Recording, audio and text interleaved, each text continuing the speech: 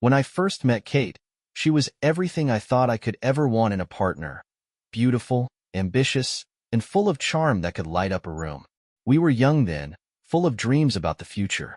I was an engineer, fresh out of college and eager to build my career, while Kate worked in real estate. Our lives were a whirlwind of laughter and plans for the future. We got married in a small ceremony, surrounded by friends and family who believed in us as much as we believed in each other. For years, we worked as a team. My career blossomed, and Kate's knack for understanding people made her a success in her field. We weren't wealthy, but we were comfortable, and life felt good. I would come home from work, and she'd greet me with a kiss. We'd eat dinner together, talk about our day, and plan for our future. But somewhere along the way, things started to change. At first, it was subtle. Kate became more engrossed in her phone, spending hours scrolling through apps or texting people she claimed were clients. She began coming home late, claiming that networking events or business dinners were running longer than expected. I didn't think much of it at first. After all, I trusted her. Trust was the cornerstone of our relationship, or so I believed. It wasn't until I stumbled upon an unfamiliar name in one of her conversations that a seed of doubt was planted. James, she'd said casually one evening, mentioning him as a successful investor she had met at a real estate seminar. She laughed as she described his charm and business acumen, but there was a flicker in her eyes, something I couldn't quite place. From that moment on, I couldn't shake the feeling that there was more to the story. The unease I felt after hearing about James began to grow. I told myself I was overthinking it, that I was being paranoid. Kate had always been friendly and open, the type of person who could strike up a conversation with anyone. It wasn't unusual for her to mention colleagues or clients in passing. But this time, it felt different. She started dressing differently, more polished, more extravagant. Kate had always taken care of her appearance, but now it was like she was preparing for a runway every time she left the house. When I mentioned it, she brushed it off with a laugh, saying, "It's just part of the job. First impressions matter in real estate." There were other small signs, too. Her phone, once casually left on the counter or nightstand, was now glued to her side. Notifications would light up the screen, but she always swiped them away before I could see. She started staying out later, always with the same excuse: networking is key in this business. Still, I didn't push. I wanted to believe in her, to trust that she was working hard for us. But then, the receipts started showing up, literal ones. Fancy restaurants I'd never heard of, luxury car rentals, boutique hotels. When I asked about them, Kate would laugh and say, "Oh, those are for clients. You wouldn't believe how picky some of them are." And though her answers seemed plausible, the pit in my stomach wouldn't go away. It wasn't until one Friday night, when Kate came home unusually late, that the doubts turned into something more. She stumbled through the door just past midnight, her cheeks flushed and the faint smell of wine clinging to her. "Sorry," she mumbled, her voice cheerful but distant. "Business dinner ran long." I forced a smile, pretending not to notice the smudged lipstick or the unfamiliar perfume that wasn't hers. As she disappeared into the bathroom to wash up, I noticed something sticking out of her purse, a small, crumpled envelope. My hands trembled as I picked it up. Inside was a receipt for a hotel suite downtown, dated that very evening. Room service for two. Champagne. I couldn't breathe. She emerged from the bathroom minutes later, her usual radiant self. "You okay?" she asked, tilting her head at me, her tone light. I swallowed the lump in my throat. "Yeah," I lied. "Just tired." She kissed my cheek, the scent of betrayal lingering in the air. That night, I lay awake, staring at the ceiling, knowing that my world was starting to crumble. The weekend passed in a blur, but my mind stayed fixed on that receipt. I couldn't stop replaying it in my head. Champagne, a suite, 2 guests. I wanted to confront Kate then and there, but something stopped me. A part of me didn't want to know the truth. Maybe, if I ignored it, things could stay as they were. Or maybe, I told myself, I was jumping to conclusions. But deep down, I knew better. The following Monday, Kate left early for work, smiling and kissing me on the cheek as usual. I sat at the breakfast table long after she'd gone, staring at my coffee cup, trying to decide what to do. I hated the idea of snooping. It felt wrong, invasive, like it would tarnish whatever dignity I had left. But the alternative, sitting in the dark, clueless, felt worse. So, that morning, I made a choice. I would find out the truth, no matter how much it hurt. Kate's laptop was on the desk in our shared office. She used it for work, and I'd always respected her privacy. But today was different. I opened it, my hands shaking as I typed in her password. It was still the same as it had always been. Our anniversary. The irony wasn't lost on me. Her emails were clean, professional, just what I'd expect from a real estate agent. But as I clicked through her folders, I found one labeled personal. My breath hitched as I opened it. Inside were a few emails, seemingly harmless at first glance. But then I saw his name, James. The subject line of one email read, "Looking forward to seeing you again." My heart raced as I clicked on it. "Dinner was wonderful last night," the email read. "You always know how to make me laugh. I'll book the suite again for Friday, our little getaway. Let me know if there's anything special you'd like." It was dated 2 days ago, the same night she'd stumbled through the door smelling of wine. I clenched my fists, my vision blurring with anger and betrayal. My hands hovered over the keyboard, desperate to do something. Delete the emails, forward them to myself, anything. But then, I stopped. If this was going to be addressed, I needed to be prepared. I needed more than an email. I needed proof. I closed the laptop and stared at the wall, my thoughts a chaotic mess. Who was this man to her? What did he have that I didn't? And why? After everything we had built together, was I suddenly not enough? The questions swirled in my head as I made a decision. I wouldn't confront her yet. Not until I knew the full truth. That week was one of the longest of my life. Every moment with Kate felt like a performance, both hers and mine. She would laugh at my jokes, ask about my day, and curl up next to me on the couch at night like nothing had changed. But I knew better now. Every kiss felt like a lie, every touch like a betrayal. I spent my days consumed by one goal, uncovering the truth. The email from James had shattered the illusion of our perfect marriage, but it wasn't enough. If I confronted her with just that, she'd deny it or spin some story about how it was harmless. I needed more. I started small. When Kate went out for her usual evening run, I checked her phone. She had always been protective of it, but I knew she kept it unlocked when she was home. As I scrolled through her messages, my stomach turned. Her conversations with me were mundane. Dinner plans, reminders about groceries, the usual domestic chatter.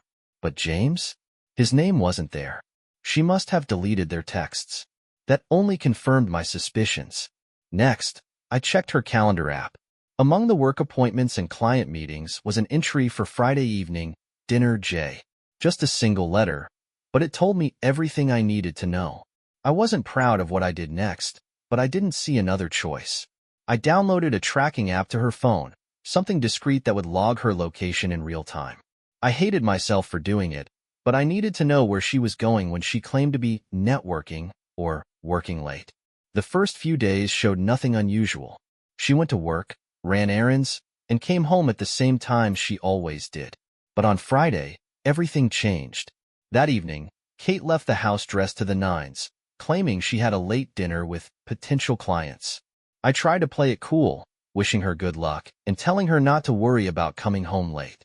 She kissed me on the cheek, and I watched her drive away, my heart pounding. As soon as she was gone, I pulled up the tracker on my phone. She wasn't heading to the restaurant she'd mentioned. Instead, she was driving toward the city center, straight to a luxury hotel. My hands trembled as I stared at the blinking on the map. I sat in the car for a long time, debating what to do. Part of me wanted to follow her, to catch her in the act and confront her then and there. But I stopped myself. If I stormed into that hotel, I'd be acting on emotion, and she'd find a way to twist it. I needed to be calm, methodical, just like her. Instead, I called a friend of mine, Mark, who worked as a private investigator. I explained the situation as best as I could without breaking down, and he agreed to meet me that evening. By the time I hung up, I felt a strange, cold calm settle over me. This wasn't just about my marriage anymore. It was about the truth, and making sure Kate couldn't talk her way out of it. That evening, Mark met me at a quiet diner on the outskirts of town. He was an old friend, someone I could trust. As we sat across from each other in a booth, I explained everything: Kate's strange behavior, the email from James, and the tracker leading her to the hotel. Mark listened intently, nodding as he sipped his coffee. "It sounds like you've already done most of the groundwork," he said, his voice calm and professional. "But if you want undeniable proof, you're going to need more than location data and a suspicious email. Pictures, videos, something concrete." My stomach churned at the thought of seeing Kate with another man, but I nodded. "I need to know, Mark. Whatever it takes." He pulled out a small notepad and started jotting things down. "Do you know how long she'll be there tonight?" I glanced at my phone, watching the tracker as the blinking remained stationary at the hotel. "She told me she was having dinner with clients, so she'll probably be there for hours." Mark nodded again. "I'll head over now. If she's meeting this James guy, I'll get what you need." He paused, looking at me with a mix of concern and determination. "Are you sure you're ready for this? It's going to hurt." I hesitated, the weight of his question settling over me. But then I thought about the lies, the betrayal, the way Kate had looked me in the eye and pretended everything was fine. "I need the truth, Mark," I said firmly. "I can't live like this anymore." He gave me a small nod, then stood up. "Stay by your phone. I'll update you when I have something." The hours that followed felt like an eternity. I sat in the car outside our house, gripping the steering wheel and staring at my phone, waiting for Mark's call. My mind raced with every possibility. Was she with James now? Laughing with him, touching him, sharing secrets that used to be mine? The thought made my chest tighten. Finally, just after midnight, my phone buzzed. It was Mark. "She's still there," he said without preamble. "Room 318. I saw her go up with a man about an hour ago. Mid-40s, expensive suit. Matches the description you gave me." My heart sank, even though I'd been expecting it. "Did you get anything?" I asked, my voice barely above a whisper. "Photos of them entering the room together. That's all I could get without causing a scene. But it's enough to confirm your suspicions." I closed my eyes, gripping the phone tightly. It was real. There was no denying it now. Kate was cheating on me. Mark's voice softened. "Do you want me to keep watching, or is this enough?" I swallowed hard, trying to find the words. "No, that's enough. Thank you, Mark." After we hung up, I sat in silence for what felt like hours. My world had officially fallen apart, but somehow I felt numb. The sadness, the anger, the betrayal. It was all there, but it hadn't hit me yet. Not fully. For now, there was only one thought in my mind. What would I do next? By the time I walked back into the house, the sun was beginning to rise. The living room, usually a place of comfort, felt cold and unfamiliar. I sat on the couch, staring at nothing in particular, trying to process what had just unfolded. Kate wasn't just lying to me. She was living an entirely different life behind my back. But even with the proof Mark had given me, I knew this wasn't over. Confronting her wasn't just about catching her in the lie. It was about forcing her to face what she had done. She had to know that I wasn't some fool she could manipulate anymore. I pulled out my phone and reviewed the photos Mark had sent. They were grainy but clear enough.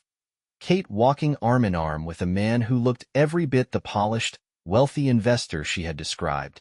They looked relaxed, happy, even intimate, as they entered the hotel room together. My chest tightened, but I forced myself to look at the photos again. This was my reality now. I decided to wait. I couldn't confront Kate in the heat of the moment, not like this. I needed to be calm, collected, and prepared. The truth would come out, but it had to be on my terms. When Kate came home later that morning, she looked tired but cheerful, greeting me with a warm smile. "Morning, love," she said, setting her bag down and slipping off her heels. "Late night. How was yours?" I forced a neutral expression. "Uneventful," I replied, keeping my tone casual. "How was dinner?" "Oh, you know," she said with a dismissive wave. "A lot of talk about contracts and investments. Pretty boring, honestly." She walked over to the kitchen, pouring herself a glass of water as if nothing had happened. Watching her so effortlessly lie to me was both infuriating and heartbreaking. Part of me wanted to confront her right then and there, to throw the photos on the table and demand an explanation, but I held back. Not yet. Instead, I played along, pretending everything was fine. I listened as she described her fake evening, nodding and smiling at the appropriate moments. If she suspected anything, she didn't show it. Over the next few days, I began laying the groundwork for what I knew had to come next. I met with a lawyer, discussing my options and gathering information about our finances. To my surprise and horror, I discovered that Kate had been withdrawing large sums of money from our joint account over the past several months. Whatever she was doing with James, it wasn't just about love or lust. It was about power, control, and resources. I also contacted Mark again, asking him to keep an eye on Kate during her work hours. If she thought she could outsmart me, she was wrong. I was going to have everything: photos, messages, financial records. There would be no way for her to deny it. As the days passed, my anger began to simmer beneath the surface, slowly overtaking the sadness. This wasn't just about betrayal anymore. This was about justice. I'd been nothing but loyal to Kate, and she had thrown it all away for a man who could never care for her the way I did. If she thought she could walk all over me, she was in for a rude awakening. The week that followed was a whirlwind of quiet preparation. Each day, Kate played the part of the perfect wife, smiling, chatting, and acting as if everything was normal. It disgusted me how easily the lies came to her. But I played my role, too, calm, unsuspecting, the trusting husband she thought I still was. Behind the scenes, I was gathering everything I needed. Mark's surveillance had been invaluable. He confirmed that Kate and James were meeting regularly, often during the day when I was at work. He had photos of them at restaurants, entering hotels, even walking hand in hand in a park. They looked like a couple deeply in love, except one of them was married.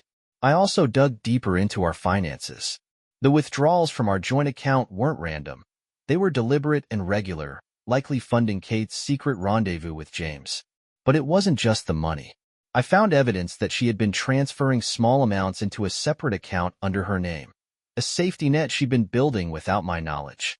It was clear now, Kate wasn't just cheating on me. She was planning an escape. The realization hit me like a punch to the gut. She wasn't content to betray me emotionally. She was preparing to leave me with nothing. The woman I thought I knew, the woman I'd built a life with, was actively plotting to dismantle it. But if she thought she'd get away with it, she was wrong. The turning point came the following Friday. Kate had another business dinner, and I knew exactly where she was going.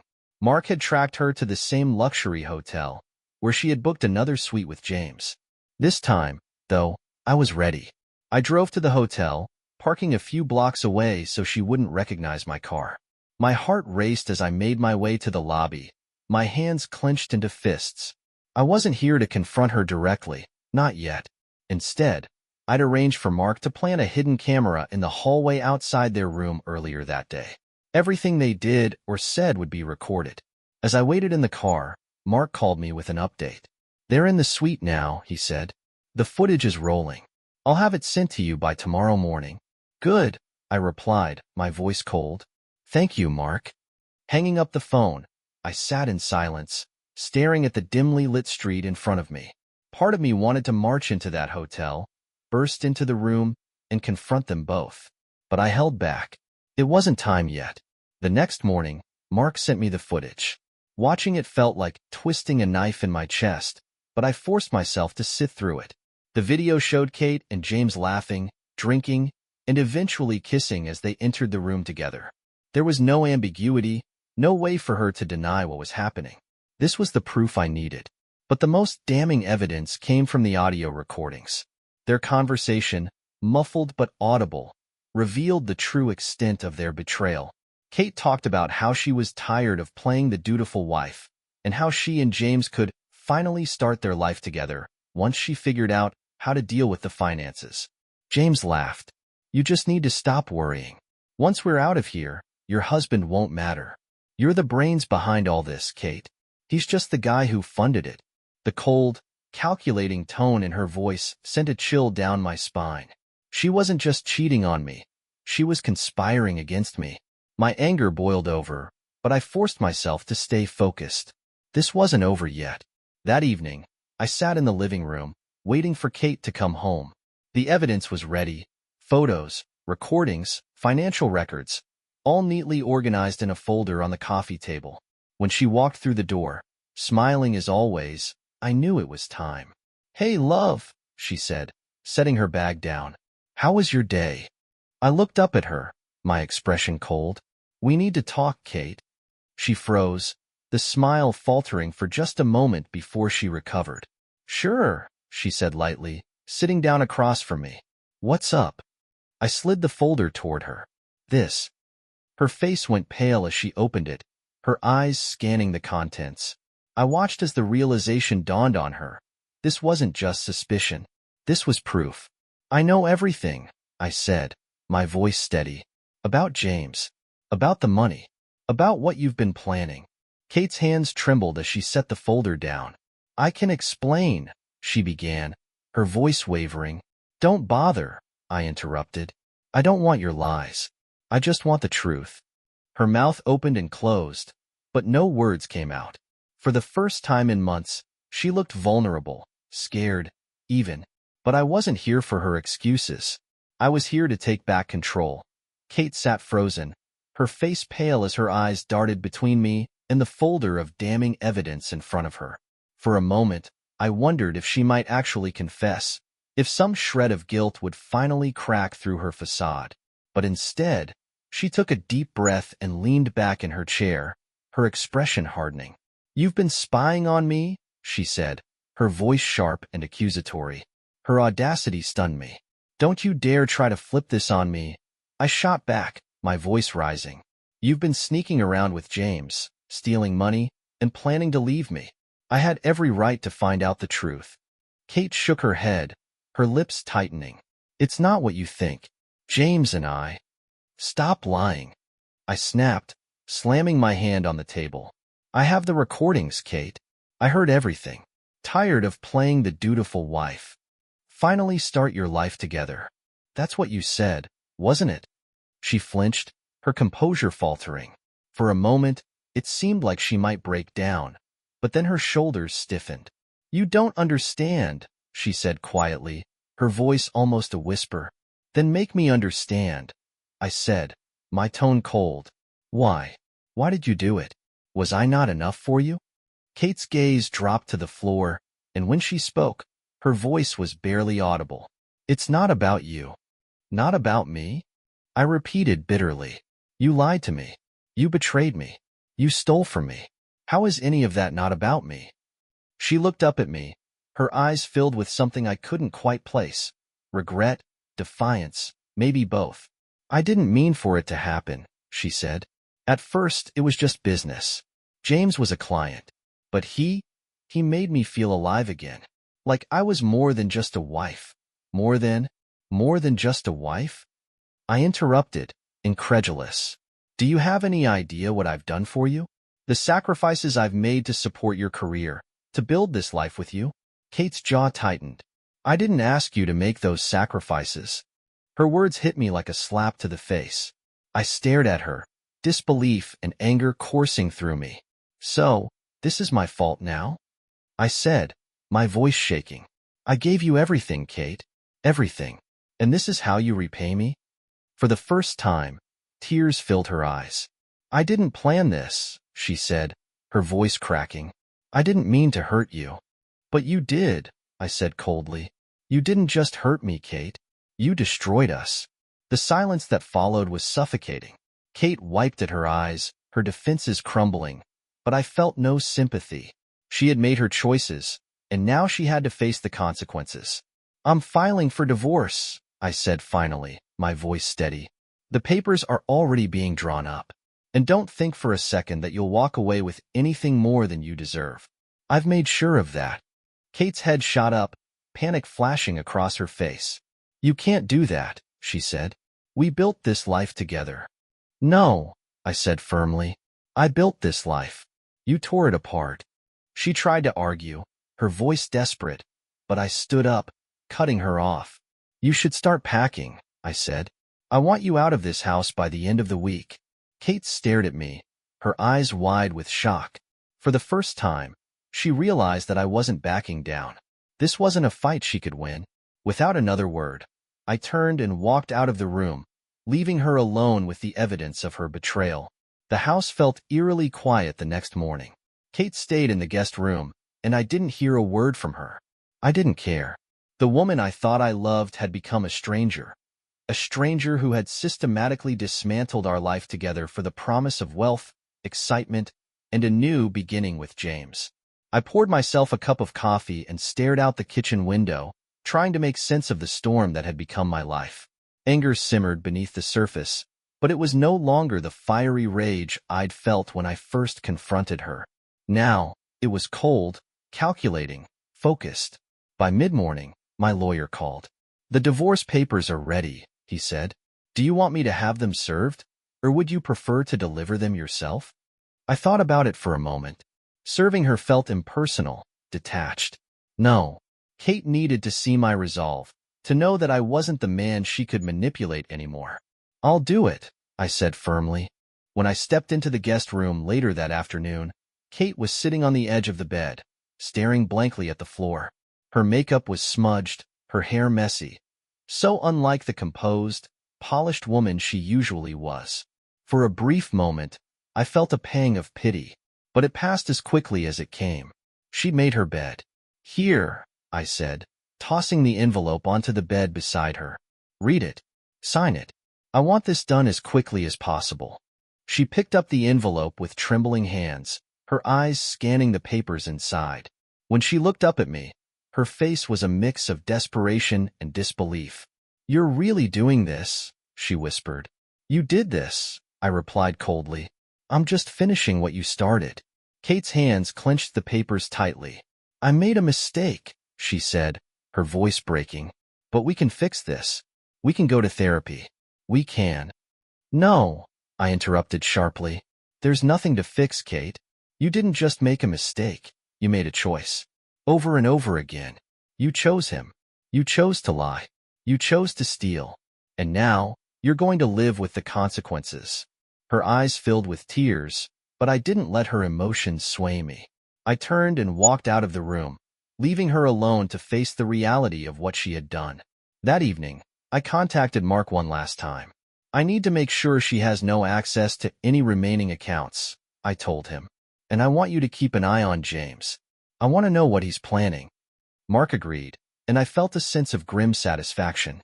If Kate and James thought they could outsmart me, they were in for a rude awakening. I wasn't just going to walk away quietly. I was going to make sure they felt every ounce of the betrayal they had inflicted on me. As I lay in bed that night, alone for the first time in years, I felt a strange sense of clarity. The sadness, the anger, the heartbreak.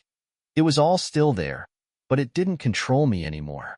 For the first time since this nightmare began, I felt like I was in control. Kate thought she could play me, but the game wasn't over yet. The days that followed were filled with quiet but determined action. While Kate spent her time sulking in the guest room, claiming to think things over, I worked tirelessly to make sure I was one step ahead. I met with my lawyer daily, ensuring that our assets were frozen so she couldn't siphon off any more funds. Mark, ever the professional, kept me updated on James. His findings confirmed what I already suspected. James wasn't just after Kate. He was after my money. His real estate ventures were failing, and his debts were piling up. Kate had been nothing more than a pawn in his plan to secure financial salvation. That knowledge turned my anger into something sharper. Resolve. It wasn't enough to leave Kate. I wanted James to feel the weight of his actions. I reached out to a business associate, someone well-versed in corporate fraud investigations. Together, we combed through James's public records and discovered more than a few skeletons in his closet: questionable deals, forged documents, and embezzlement. Armed with this information, I formulated a plan. First, I ensured Kate's betrayal would leave her with nothing. Her financial misconduct, paired with the evidence of her affair, all but guaranteed that the court would rule in my favor. Next, I set my sights on James. I tipped off his creditors about his illegal dealings and ensured his investors learned about his financial troubles. Within days, his carefully crafted facade began to crumble. A week later, I finally came face to face with James. It wasn't hard to find him. Mark had tracked him to a downtown cafe, where he was meeting with potential investors. I waited until the meeting was over before approaching him. "James," I said, stepping into his path. His confident smirk faltered when he saw me. "Do I know you?" he asked, feigning ignorance. "Oh, you know me," I replied, my voice calm but cold. "I'm the husband of the woman you've been sleeping with." He opened his mouth to speak, but I didn't give him the chance. "I know everything," I continued. "The affair, the money, the lies. And I've already ensured that your life is about to fall apart." His face darkened. "You're bluffing." I handed him a thick envelope. "These are copies of the evidence I've sent to your creditors and investors. Your shady deals, your debts, it's all in there. I suggest you start preparing for the fallout." James flipped through the documents, his expression growing more panicked with each page. "You can't do this," he hissed. "I already did," I said, turning to leave. "Enjoy your downfall, James." By the time I returned home, Kate had realized that her world was crumbling. The court had granted me temporary control over our assets, freezing her out completely. She confronted me in the living room, her eyes red from crying. "How could you do this to me?" she demanded. "I thought you loved me." I looked at her, my anger replaced by a cold detachment. "I did love you, Kate, but you killed that love the moment you betrayed me. Now, you're just someone I used to know." She tried to plead, to bargain, to cry her way back into my good graces, but I wasn't moved. "The divorce is happening," I said firmly. "You can either make it easy on yourself, or you can drag it out and make it worse. Either way, I'm done." The divorce proceedings were swift and decisive. The evidence I presented left no room for doubt. The judge ruled in my favor, granting me the majority of our assets while Kate was left with little more than her personal belongings. The humiliation she faced in court, having her affair and financial misconduct laid bare, was a small but satisfying victory. As for James, the fallout from his exposed dealings was catastrophic. His creditors came for him, his investors abandoned him, and his reputation was left in ruins. The man who had tried to destroy my life was now facing ruin of his own. With the divorce finalized and Kate out of the house, I finally felt like I could breathe again. The scars of her betrayal would take time to heal, but for the first time in months, I felt a sense of peace. I sold the house we had shared, using the proceeds to start fresh in a new city. Mark remained a trusted friend, and we kept in touch as I rebuilt my life. I threw myself into my work, my hobbies, and the relationships I had neglected during my marriage. Kate tried to reach out once, sending a letter filled with apologies and pleas for forgiveness. I didn't reply. She had made her choices, and now she had to live with them. As for James, the last I heard, he was facing multiple lawsuits and drowning in debt. The man who had tried to steal my life ended up losing his own. In the end, I didn't just survive, I thrived. Kate's betrayal had broken me, but it also gave me the strength to rebuild. And for that, I was grateful. I stood on the balcony of my new apartment one evening, looking out over the city lights.